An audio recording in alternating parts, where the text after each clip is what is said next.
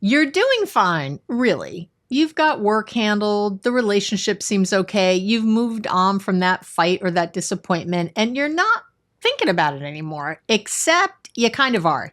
You just don't know it yet. That's what compartmentalization does. It doesn't actually clear your feelings away, it boxes them up and slides them onto a shelf so you can keep functioning. And that shelf, it fills up. So, today we're going to talk about what compartmentalization actually is, why your brain learned to do it, what it costs you in relationships, and what you can do to start clearing those shelves before they collapse. So, stay tuned. Hey, I'm glad you're here back at the podcast with me, your host, Dr. Abby Metcalf. And compartmentalization is one of those things I talk about so much with my clients. And once again, I'm kind of amazed. I've been doing this. It'll be 8 years in July, and I haven't done this topic yet. It's the one thing with psychology. It's like it's never ending, our human problems, right? Anyway, so what is compartmentalization exactly? What am I talking about? It's basically compartmentalization is a psychological defense mechanism where you mentally separate conflicting thoughts, emotions, or experiences from each other so they don't interfere with your ability to function. That's basically what it is. So in plain terms, it's something happens that brings up a feeling, your brain decides that feeling is inconvenient right now and it gets filed away, out of sight, out of mind kind of thing. Except it's not really. The term has its roots in really in psychoanalytic theory. Sigmund Freud originally described it as one of the ego's defense mechanisms. It's a way of keeping incompatible ideas from creating internal conflict, basically. And then, of course, it's been expanded upon over the years. George Valent, I'll say his name right in the notes and in the blog, but he did a lot of research on psychological defense mechanisms, and he classified compartmentalization as an intermediate level defense, meaning it's more adaptive than, say, denial, but it's also, not the most mature way your mind has of handling emotional reality. So we want to get better at it. And here's what makes compartmentalization tricky. You might not know what's happening. It's not like deciding to table a conversation for later. This is your nervous system quietly sealing a box before your conscious mind even registers there was something in it. You might feel vaguely off, a little flat, maybe irritable for no clear reason, disconnected during conversations. That's often a sense. It's like a sensation of the shelf being full. I always talk about it like putting it in a box on a shelf. So that's probably the metaphor I'll use a lot today. So why? Why does your brain learn to compartmentalize, right? What's the point? Well, the honest answer, I guess, is that compartmentalization usually develops because at some point it worked. It helped you survive something. Children who grow up in environments where emotional expression isn't safe, where feelings are dismissed or ridiculed or punished, they really learn very early to split their inner experience off from their outer presentation. You learn to go numb on the outside while something is very much alive on the inside. And that split feels like control. And when you're 8 years old and the adults around you aren't emotionally available or are actively threatening, that kind of control is genuinely protective. But compartmentalization, it doesn't only come from difficult childhoods. You might have developed it in response to a high pressure career where showing emotion felt like a weakness, or a past relationship where your feelings were consistently used against you, or a family culture where stoicism, maybe was really prized and sensitivity was seen as a flaw. Or it can really just be the cumulative experience of being let down enough times that you decided, consciously or not, that feelings weren't worth having. And there's an emotion theorist named James Gross. He's done a lot of research on emotion regulation strategies. And his research shows that suppression, which is basically closely related to compartmentalization. It becomes an ingrained habit when it's used repeatedly and rewarded. So your brain learns, hey, feelings create problems. Not feeling, fewer problems. This is good. So over time, that sort of equation becomes automatic. That's the problem. And I think here's the part that surprises a lot of people. Some of the most high-functioning, capable, seemingly together people are the most skilled compartmentalizers. The ability to set aside emotional distress and keep moving is probably what got you through hard things. The problem isn't the original skill. The problem is when it becomes the only tool you have. Okay, I'm going to go somewhere. I was going to go there, but I'm not. Okay. So how does it show up in your relationships? This is Relationships Made Easy. Let's talk about relationships. And this is where it gets costly. This is where you are paying the piper, because in relationships, the things you box up don't disappear. They just accumulate until they kind of come out sideways. That's what usually happens. So here's what compartmentalization can look like in practice. Let's say your partner says something that stings. You don't address it in the moment. In fact, you generally feel like you've let it go. But a few weeks later, maybe you notice you're colder with them, less interested in closeness. You don't, and you're not connecting the two things, right? That's a good example. That's something I just said to a client the other day. Another example, you're going through something hard at work or with a family member, and you decide not to bring it into the relationship because you don't want to burden your partner, or because it doesn't feel related, or because you just don't want to deal with it, right? But you show up emotionally absent. Your partner can feel that something is off, but doesn't know what.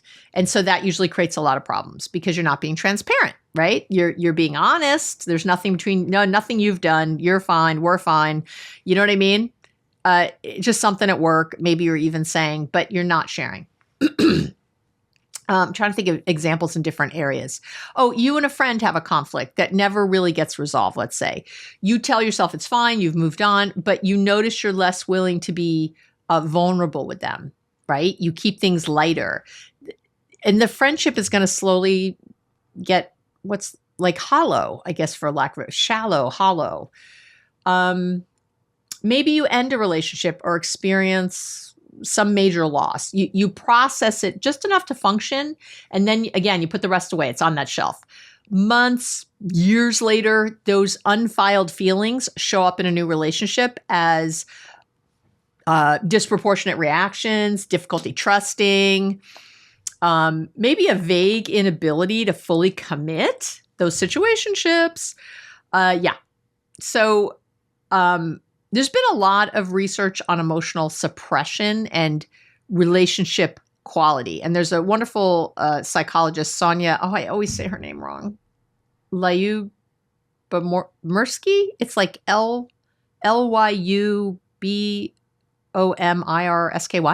I'm assuming she's one of my people. We're Polish. I am assuming, but I could be wrong.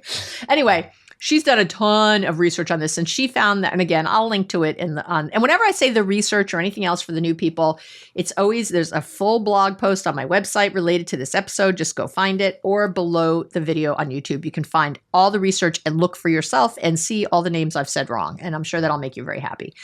Also, the free downloads and all that stuff is there, which I'll talk about later. I've got a good one for today, of course.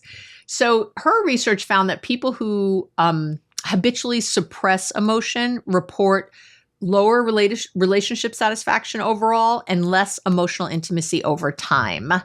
And their partners notice it. The partners describe feeling shut out, like they can't quite reach the other person. I'm saying all this because, again, your cost to your relationships for compartmentalizing is high. You are paying a premium.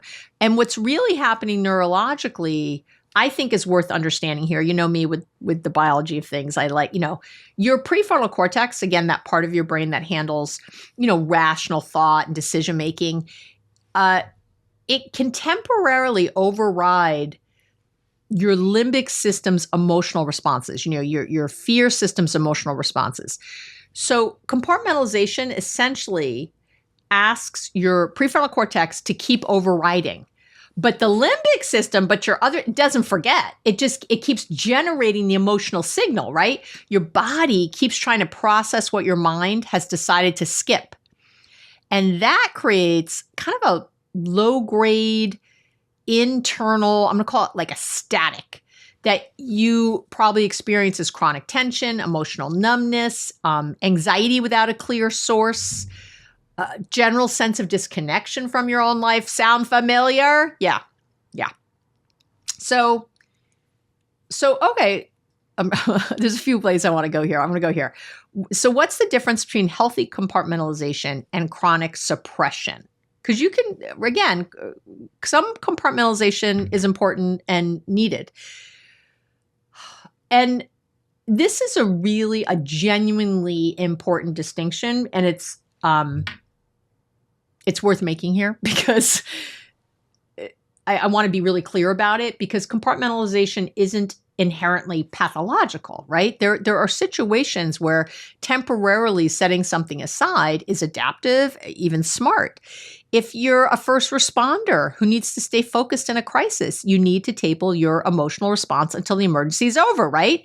If you're in a high stakes presentation and your mind wants to chew on an argument you had that morning, right? Setting aside temporarily is sensible. If you're in the middle of a difficult conversation and you need a moment to regulate before responding, that's healthy emotional management, okay? And it's really a kind of suppression or compartmentalization. The difference between adaptive compartmentalization and the kind that costs you really comes down to, I think, two things: the intentionality and completion, and really those two. So adaptive compartmentalization is intentional. You know you're setting something aside. You have a plan to return to it, and you actually do. The box gets reopened. You stick it on the shelf, but it's like a low shelf that you can see, and you know it's there, and you put it there very purposefully. The feelings, they all get processed. You integrate the experience, okay? Chronic compartmentalization is unconscious. You don't know you're doing it. There's no plan to return. The box stays sealed and the shelf keeps filling up. There's a lot of really good research by a psychologist named George Bonanno, who on resilience and emotional processing. And he found that people who demonstrate genuine resilience aren't people who feel less. They're people who process emotions more efficiently and flexibly. They don't avoid the feeling, but they do move through it more quickly. And that's a very different thing from like sealing it off, okay? Okay. So let's talk about the signs you might be compartmentalizing without knowing it. And I'm going to give you 4 or 5, probably 5. I can think of 5. Because this defense mechanism often operates sort of below, again, conscious awareness, I think it really helps to know what to look for. Again, these aren't character flaws. These are patterns I want you to notice. So one would be you pride yourself on not letting things affect you. You see emotional reactions as something to manage or to overcome, not something to listen to, okay? Hello, check your toxic masculinity or whatever at the door. Okay, that's one. 2, you regularly feel disconnected in close relationships, even when things are technically fine. You know, you're present but not quite there. You're probably a compartmentalizer. 3, you have, how do I want to say this? You have disproportionate reactions to small things, okay? So the emotional content that got boxed up, like I said, doesn't disappear. It usually comes out through something unrelated that kind of finally breaks the seal, right? So if you're quote unquote overreacting quite a bit, that's probably this. The 4th thing I see, or symptom you might have compartmentalization, is you find it hard to identify what you're feeling when somebody asks. Not because there's nothing there, but because you've gotten so good at redirecting your attention away from your inner experience. It's like you've just lost easy access to it. You can't even access it. And then the 5th thing I see a lot is you tend to move on very quickly from difficult experiences. Again, not because you're genuinely at peace, but because you've efficiently filed the experience and just gone right back to functioning. So any of those, and trust me, these all describe me in my former life, and probably to some degree now. Like, I relate to compartmentalization a lot. It was one of my favorite things to do. And I still do it to a point. Obviously, if I'm talking to a client and they say something that, triggers an old feeling or so, I notice it, but see, it's healthy, right? I notice it. I'm like, oh, this reminds me of my stuff with my mom. I don't want to project my own feelings onto my client. So I'm going to go box this up right now. I'm going to come back to it and process it differently later. See what I mean? So of course, it can be very healthy to do.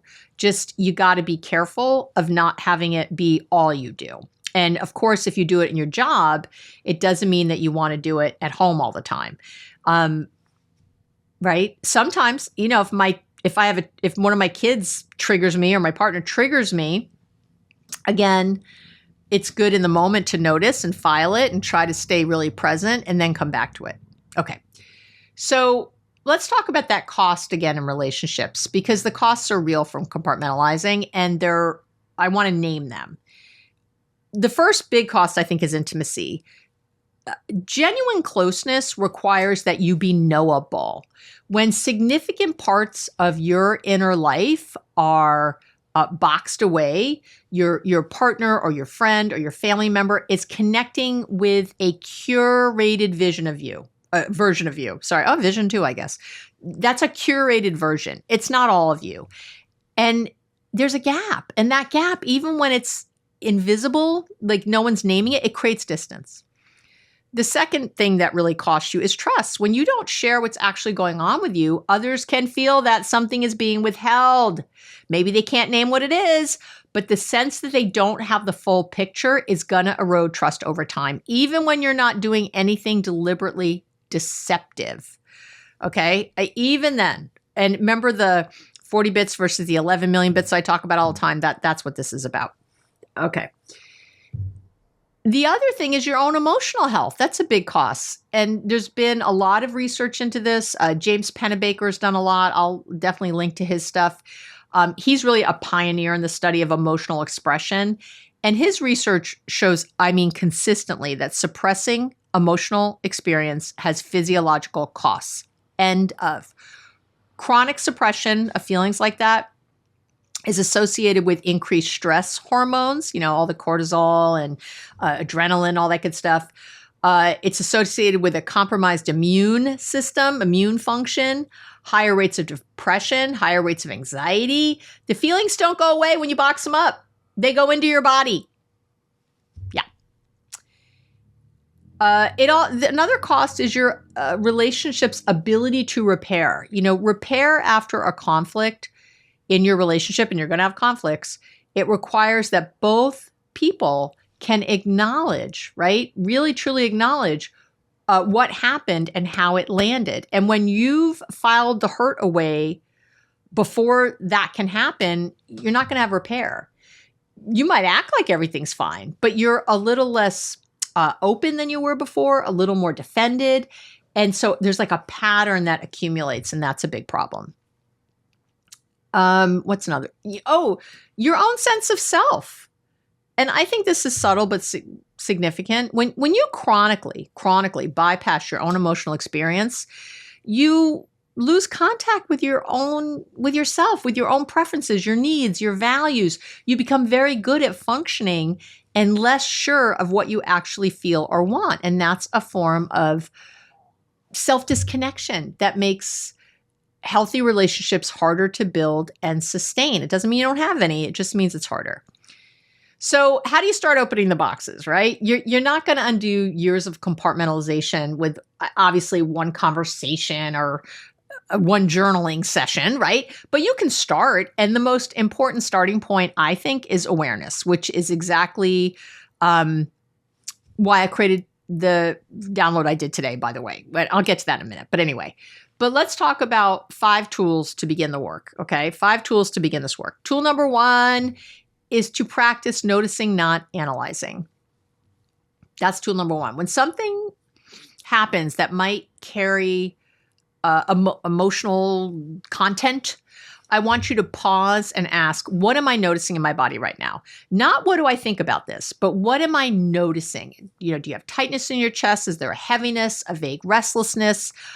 Your jaw tight? What is it? Your body is often several steps ahead of your conscious awareness. So getting curious about those physical signals is such a good starting point for accessing what's been boxed up. And, this is where mindfulness becomes genuinely useful, right? Once again, I'm not going to stop saying mindfulness when it fits, okay? I don't just make up things so that mindfulness fits. It's the other way.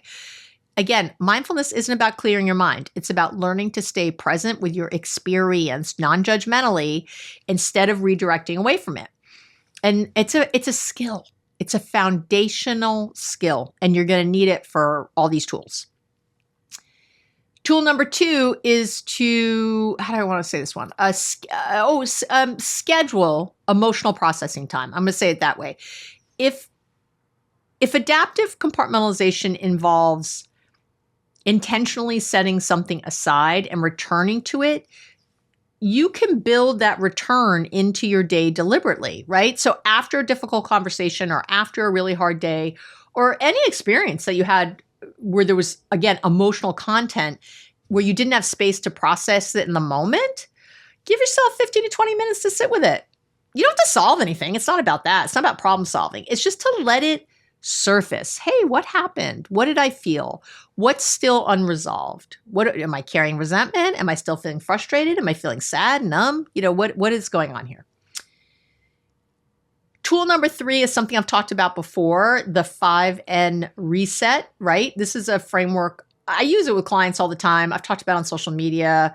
I don't know, the 5N reset. You can call it whatever you want. And I built it directly on Matthew Lieberman's research. He's at UCLA, which found that simply naming a feeling reduces activation in the amygdala and engages your prefrontal cortex, right? Turns off your fear brain, turns on your thinking brain. I started there, and then I used everyone else's research to keep going. With every N is backed by research of some kind. So because naming alone, I think, isn't enough. I take you into a sequence that I want you to use in real time. So basically it's this. You want to name it. Identify this feeling as specifically as you can. Not just I feel bad. Try to get, right, I feel hurt. I feel dismissed. I feel anxious about what this means. The more precise you are, the more your nervous system registers that the feeling's been seen. And that registration is what starts to interrupt the compartmentalization, that kind of reflex you have. Okay, so that's one. You want to name it. You want to name the feeling. And remember, it's not I'm anxious, it's I'm feeling anxious, right? Because you also want to do a little self-distancing there, which is more research. Then you want to neutralize it. This is the one people usually miss and why you have problems. Do something physical to bring your nervous system back towards baseline. Double inhale, is my favorite, right? You inhale all the way through your nose. When you get to the very top, you take another sip of air at the very top and a long, slow exhale through your mouth. I don't think there's anything faster than that and easier to do. No one's going to see you do it. Cold water on your wrists or on the back, or something cold on the back of your neck. A few slow breaths with a longer exhale than inhale. Pressing your feet into the floor, all of them work. You're not suppressing the feeling. You're making enough room in your nervous system to stay with it. You're getting out of the trigger, right? So you name it, you neutralize it, then you normalize it. This is from the self-compassion research. You remind yourself that what you're feeling makes sense. It's normal to feel hurt when someone dismisses what I said. It makes sense that I feel anxious here, given what I've been through in the past, right? It just makes sense. You're not, being too sensitive. And normalization doesn't mean you stay in the feeling forever. It means you stop fighting the fact that the feeling's there and you have some compassion for having it, that you don't beat yourself up about it. Then you narrate it. And this is your cognitive reframe. And it's really working on 2 levels at once. First, you remind yourself that the feeling is safe. I can feel this without it destroying me or this relationship, right? Whatever that is. And then you remind yourself that the habit made sense, right? I learned to put feelings away because at some point that's what kept me safe. It was smart then. I don't need to do it right now. Both things are true simultaneously, of course. You're not you're not weak for having a reflex, right? And you're not stuck with it. So that's what's good. So you're going to reframe it.